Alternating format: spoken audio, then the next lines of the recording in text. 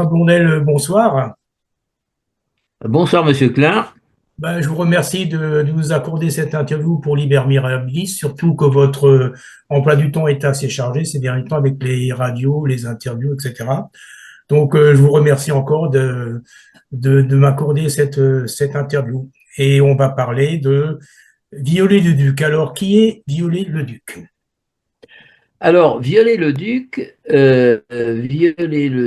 est un architecte français du 19e siècle. Il est né en 1814 à Paris, au 1 rue Chabanais. Alors, il est né dans une famille bourgeoise, une famille d'intellectuels.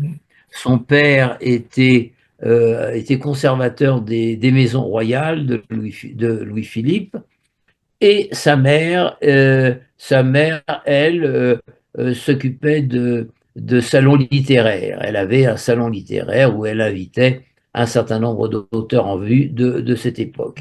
Alors, j'ai dit il était architecte, mais en fait, il ne l'était pas. C'est-à-dire que, arrivé à l'âge. Alors, c'était un surdoué. C'était un surdoué. Dès l'âge de 10 ans, il dessinait admirablement et tout le monde était surpris par la justesse des dessins d'un enfant de 10 ans.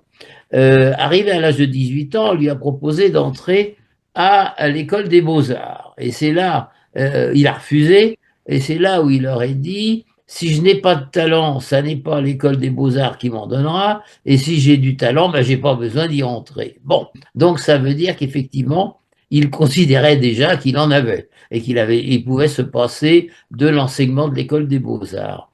Alors, après, il part, euh, euh, il fait des dessins, il vend ses dessins, et avec le fruit de la vente de ses dessins, ça lui permet de voyager en France, un petit peu partout. Il va en Italie également, et il passe son temps à dessiner.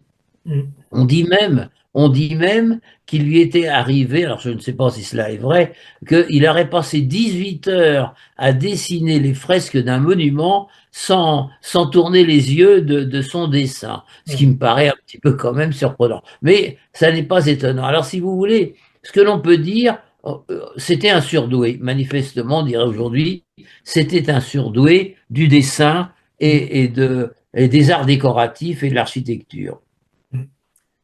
Le rapport de Viollet-le-Duc avec la ville de Carcassonne, enfin surtout la cité de Carcassonne. Alors, donc Viollet-le-Duc est surtout connu comme restaurateur, Mm. effectivement, de monuments. On ne lui connaît pas véritablement de grandes constructions architecturales en tant qu'architecte. Mais il est connu surtout en tant que restaurateur de Mm. monuments historiques, et en particulier la cité de Carcassonne, qui est un des sites qu'il a restauré. Alors, quand il l'a fait, c'est une de ses premières restaurations, ça a duré 20 ans, et la cité de Carcassonne était véritablement en ruine. Elle était en ruine, alors que, effectivement, au XVIIe siècle, Carcassonne était une forteresse Mm. qui permettait de défendre toute la région des invasions venant d'Espagne, Mm. venant du royaume d'Espagne. Et alors, lorsque la guerre s'est arrêtée entre la France et l'Espagne, eh bien, on ne s'est plus occupé de la cité de Carcassonne, ou du moins, elle a perdu son importance Mm. de forteresse militaire. Elle est tombée en désuétude, et arrivée à l'époque de Viollet-le-Duc, eh bien, effectivement, toute la cité était une ruine Ouais. dont il s'est chargé de refaire la restauration. Une question qu'on se pose aussi, c'est Viollet-le-Duc par rapport à l'alchimie. Alors, Viollet-le-Duc a restauré en particulier Notre-Dame de Paris.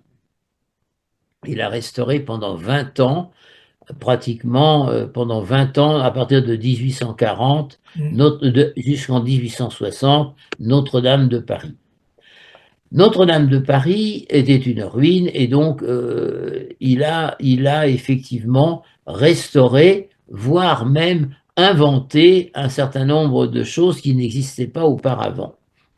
Euh, je serais tenté de dire que Notre-Dame de Paris est un petit peu un cas particulier de toutes les cathédrales, car effectivement, depuis une période très ancienne, elle a, je dirais, si je peux m'exprimer ainsi, une teinture alchimique. En effet, on a, depuis la Renaissance, des textes qui nous indiquent que les alchimistes aimaient se rencontrer à Notre-Dame de Paris, devant le grand portail où il y a en effet ces fameux médaillons décrits par Fulcanelli, des vices et des vertus.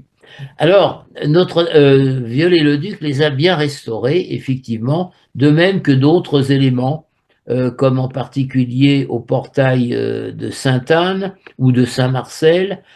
Sur le trumeau, il y a Saint-Marcel qui terrasse une sorte de dragon, et il y a effectivement toutes sortes d'interprétations que l'on peut faire de ce dragon. Euh, alors, bien restauré ou mal restauré, il y a une polémique Oui. au niveau des alchimies. Certains disent qu'il a été mal restauré. Mais enfin, toujours est-il que il a restauré toute la, si vous voulez, tout ce qui pouvait avoir une connotation alchimique à Notre-Dame de Paris. Alors, pourquoi? Là, c'est un mystère. Probablement était-il influencé par des personnes qui se trouvaient autour de lui et qui ont souhaité justement mettre en valeur tous ces restes alchimiques de Notre-Dame de Paris. Voilà. Mais Justement, ça nous ramène à l'avant-dernier livre de Libera Mirabilis aux éditions qui parlait de Notre-Dame de Paris, où vous avez écrit un article concernant l'enseignement, je crois. oui, Euh, alors j'ai écrit un article d'ailleurs qui va être poursuivi, je crois, dans les numéros suivants, où effectivement j'essayais d'expliquer que, en fait, l'Église au Moyen Âge s'était donné pour tâche d'instruire les gens, parce que effectivement à leur époque, la plupart étaient illettrés, et donc il fallait que, en quelque sorte, l'Église soit un lieu d'enseignement par le biais de l'image. Et l'image, bah, c'était la statuaire ou les vitraux.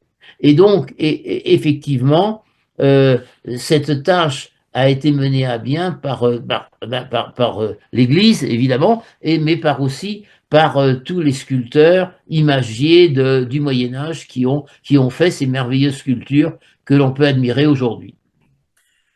je vous remercie pour cette interview et je voudrais pas clore cette interview sans rappeler le très bon roman que vous avez écrit. Là, on le voit bien à la caméra, là, on le voit Oui, bien. là, on le voit très bien, oui, oui. Et c'est un Le- roman qui parle justement de la cathédrale de Notre-Dame de Paris. Et je précise aussi que vous avez fait tous les croquis qui figurent dans ce livre. les Je dessins, dont tenais le à le dessin de la rappeler parce que c'est un couverture. roman qui est très bien fait. On apprend beaucoup de choses et en plus, c'est une histoire très, très intéressante. Voilà, donc je rappellerai ce livre, le grimoire du jour de Saturne.